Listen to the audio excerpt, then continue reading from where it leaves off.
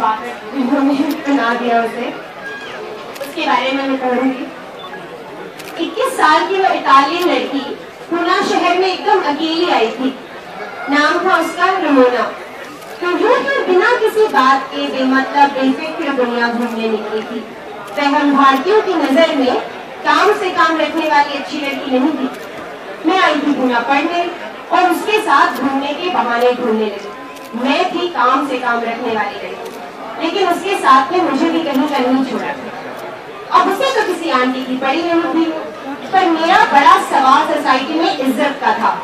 मेरे तो घर का कॉन्ट्रैक्ट भी अच्छी लड़की बने रहने से रिन्यू होता था।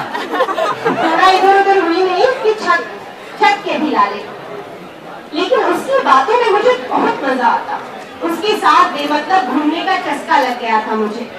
वह दुनिया भर के किस्से सुनाती, किस देश में कहाँ रुकी, कैसे रही, क्या देखा, कितने लड़कों के साथ सोई, किस देश के लड़के बिस्तर में अच्छे होते हैं, कौन से देश के एकदम नजरदी।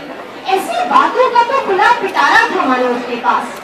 वे तमाम बातें जो मैं हर रात सोने से पहले सोचती थी, वो मुझे अपनी की हुई बताती। उसे तो जैसे मेरे सोचने से कोई फर्क ही नहीं पड़ता था। उसको तो किसी के सोचने से भी कोई फर्क नहीं पड़ता था। अच्छी और बुरी लड़की का भेद उसे जैसे मालूम ही नहीं था। वे अपने जिए हुए सच इतने आराम से कहे जाती कि मैं उनको लिख कर भी अभी नहीं दोहरा पाऊंगी। तब तुम्हें बस मुंह बाय सुनती रहती, एक असंभव दुनिया के संभव सत्य। उसकी लत मुझे तब कुछ यूं लगी कि मैं जल्दी ही उस बुरी लड़की की साथी बन गई।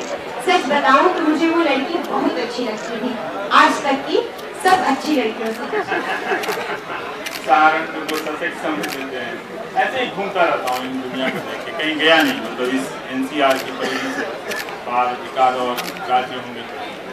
बहुत सीमित दृष्टिकोण है, लेकिन ये मैं समझता हूँ कि दुनिया को जानना और उससे ज़्यादा उस जानने के लिए पहल करना, थोड़े अतिरिक्त साहस की मांग आपसे उम्मीद रखता है कि आप उतनी पहल कर पाते हैं कि नहीं कर पाते। और आज़ादी हम सब के जीवन में नहीं है, लड़कियों के जीवन में तो नहीं, आप लड़कों के जीवन में भी नहीं। इन लड़कियों की ज़िंदगी के आसपास आप बंदिशें लगाने में पूरी ज़िंदगी लगा देते हैं। आपकी ज़िंदगी में भी आज़ादी नहीं है, क्योंकि पता नहीं चलता है कि उनके चारों ओर बंदिश लगाते लगाते वो बंदिश का फेरा हम अपने आसपास लगा चुके हैं। बाद में उनके लिहाज से हम फिर नहीं आने लगे। तो कुछ लम्हा होता है जिसमें हम उस आज़ादी का स्वाद करते हैं। एक आध लम्हा राष्ट्रीय दिवस के रूप में दिया जाता है, जिसमें हम गाने के साथ, जलेबी के साथ स्वाद चलते हैं। ये किताब सचमुच एक हिम्मती किताब है और मैं अनुराधा को नहीं जानता। अभी कुछ 2-4 कहानियाँ इनकी पहले पढ़ी थी मैंने और फेसबुक के पोस्ट पढ़े थे। मुझे बहुत इनका लिखना, मैं जानता नहीं हूँ व्यक्तित्व के बारे में, बहुत अपील की। और मैं इसलिए आया हूँ कि हिंदी साहित्य का प्रभात जी हैं, मुझे माफ़ करेंगे, बहुत कम जानकारी है, लेकिन फिर भी पता नहीं मुझे क्यों लगा कि ये कोई नई बात है और नए तरीके से ये बात कही जा रही है और इसके साथ खड़ा होना चाहिए। तो मैं कल से ये नाटक कर रहा था कि नहीं मैं नहीं जाऊँगा, मेरे पास बिल्कुल टाइम नहीं है और ऐसा नहीं करना। पर मुझे पता था कि मैं जा रहा हूँ और मुझे ये भी पता था कि मुझे समय पर पहुँचना है। देर होते हैं तो बुरा लगता है कि क्यों देर हुई, लेकिन लाइन में शराफत, इतना लोग सेल्फी खींच लेते हैं ना, फिर लगा देते लाइन तोड़ के गया। तो टिकट कटाया, 40 मिनट लाइन पे रहा, फिर पुलिस वाले से कहा मेरी वजह से भगदड़ हो जाए तो जाने दो ना, तब उसने लास्ट तक जाने दिया। खैर हम लेट समय से ही पहुँचे। तो बहुत अच्छी किताब है। मैं इन शब्दों में तारीफ करूँ उससे ज़्यादा कि इस किताब की पहचान जिसने की, इसे किताब के शक्ल में आना चाहिए। और रमोना इस किताब की पहली संपादक है और दूसरे संपादक सत्यानंद, और वो होती तो और ज़्यादा अच्छा होता। मैं उसे भी जानना चाहता हूँ कि वो इटालियन पर्यटक एक हिंदुस्तानी की ज़िंदगी को किस तरह से जुड़ जाती है। सचमुच आश्चर्य तो होता है कि ये लोग कितने कम खर्चे में, कितने कम तरीके से घूम आते हैं। और आपका तो विशेष रूप से शुक्रिया है कि हम उम्मीद करते हैं कि इनमें से सारे तो नहीं बनेंगे, ये मुझे पता है, एक भी वैसे बाप निकल जाएंगे। मैं अपने आप को भी कह रहा हूँ तो बहुत अच्छी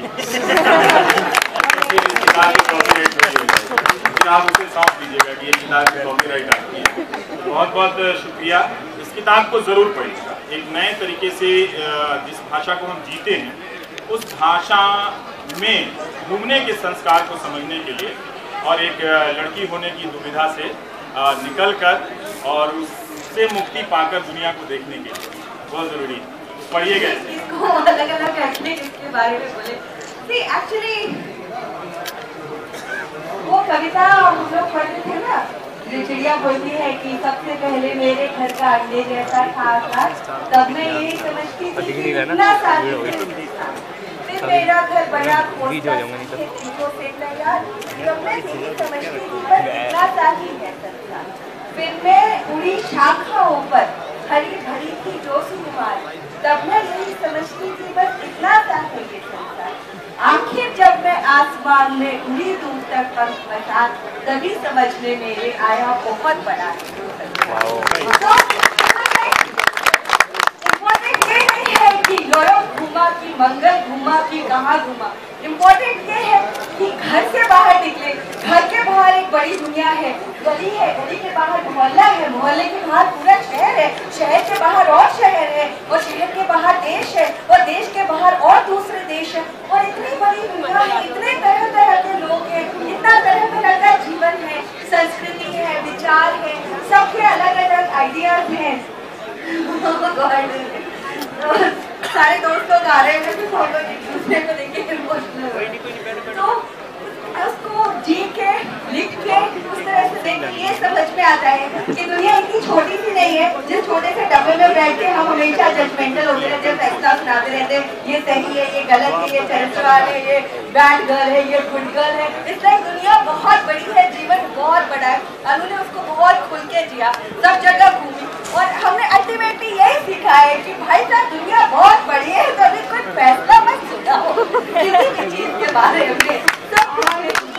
पढ़ के मुझे सबसे बड़ी बात, माँ पापा इसके खड़े हैं, माता पिता, सबसे बड़ी बात मुझे ये लगी कि इस लड़की में, इस किताब की सबसे बड़ी ताकत है सच्चाई, बेबाक सच्चाई।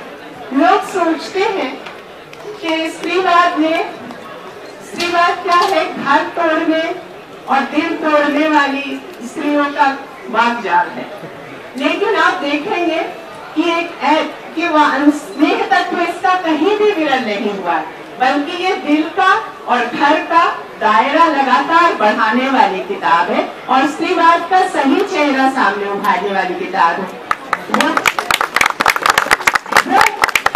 एक छोटा सा बैग पैक करके, जैसे कबीर ने कहा कि जाकर बच्चों में चाहिए सोनी शाहनशाह, फकीरी जो है बिना 4-5, इसको ये टिप्स में जब होटल में काम करती है और टिप्स मिलते हैं इसको, तो वो कहती है कि अब मैंने जाना कि टिप्स का क्या है। हम ऐसी एक दुनिया में रहने लगे हैं, अंतर्जाल की दुनिया में, जब सारी दीवारें ठहर गई हैं, विधाओं के बीच की भी दीवारें ठहर गई हैं, और सचमुच की देशों के बीच की भी शैडो लाइंस कहते हैं ना, वो शैडो लाइंस हो गई है। अब ऐसी दीवार में इंटरनेट जो एक परिवार बना रहा है, वो सारे अनजान, सारे इसके जो दोस्त हैं अलग अलग जगहों में, वे सारी जगहें जो अंग्रेजी साहित्य में एमए करते हुए इसने पढ़ी होंगी, जहाँ का साहित्य पढ़ा होगा, क्योंकि अंग्रेजी साहित्य का एक बड़ा एकक अनुदित साहित्य का होता है। तो मुझे लगता है कि फ्रेंच साहित्य का अनुवाद पढ़ते हुए जो पेरिस देखने का इसका मन हुआ होगा, जो और तरह के देशों के स्कैंडिनेवियन कंट्रीज के जो साहित्य पढ़ते हुए जो देश इसकी विस्मृति में फूले होंगे, उस जगह नंगे पांव एक तरह से और खुली आंखों से एक कुछ कपड़े और कुछ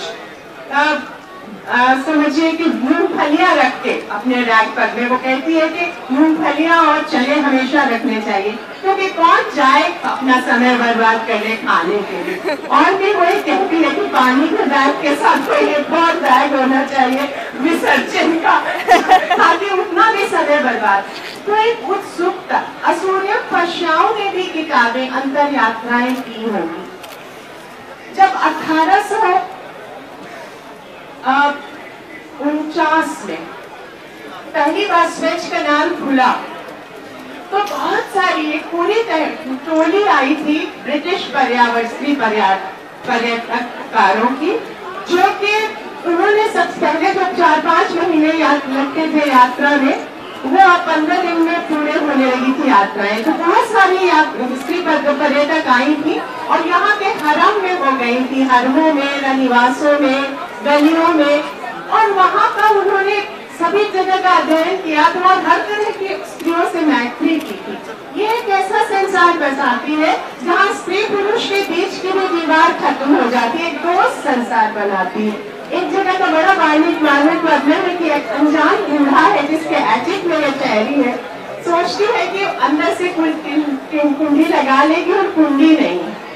और उस समय स्त्री काया में, क्योंकि स्त्री काया बहुत तरह के शोषणों का ब्लाइंड साइड भी रही है, आधार भूमि रही है, तो स्त्री काया के जो बचे हुए डर है, बहुत हद तक इसका डर निकल गया है, उड़ी की तरह उड़ गया है, लेकिन फिर भी जो रेसिड्यूअल डर है वो उनसे कैसे आंखें मिलाती है और आंखें मिला के उससे कैसे आगे बढ़ जाती है और सबको दोस्त कैसे बनाती जाती है इस शील के लिए। और अपनी छोटी बड़ी जो भी इसमें उड़ान के क्रम में जो ऊपर नीचे हुए हैं इसके पंख, उसको टटोलते हुए जिस ताकत से और शान से बेबाकी से ये बढ़ी है और एक नई तरह की गतिविधि इसने विकसित की है, इसके लिए इसको बहुत बहुत बधाई। अगर राहुल सांकृत्यायन होते तो स्त्री घुमक्कड़ों की जो इन्होंने श्रेणी खड़ी की थी उसमें एक नया प्रावधान जुड़ा देखकर